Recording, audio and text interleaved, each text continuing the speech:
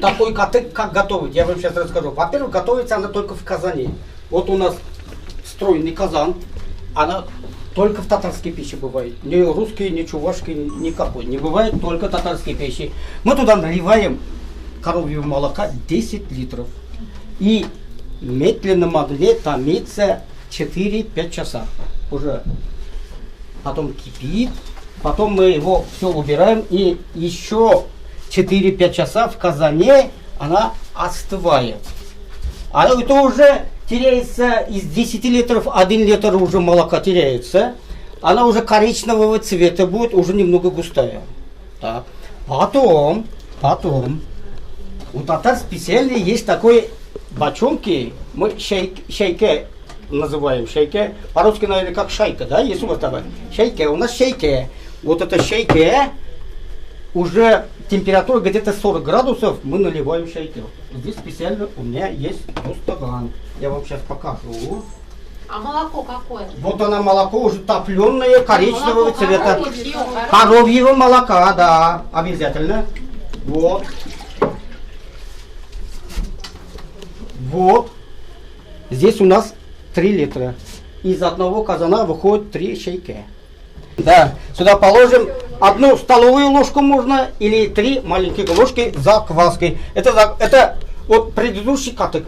Понимаете, закваска, предыдущий катык. Вот его 1, вот 2, вот 3. Потом разрешаем. А вот сейчас можно его уже закрывать. Оборачивать полотенцем аккуратненько и уже ставим. Так, и вот сейчас уже ставить надо в теплое место. И сколько он так будет стоять? Сейчас будет стоять в вот таком виде 4 часа. Потом, знаете, уже катык, через 4 часа катык можно кушать. Но она будет окисляться. Теплое место уже не надо. Обязательно уже в холодное место надо, чтобы долго... Но такой катык надо кушать в течение 3 суток. Это самое вкусное время. Вот.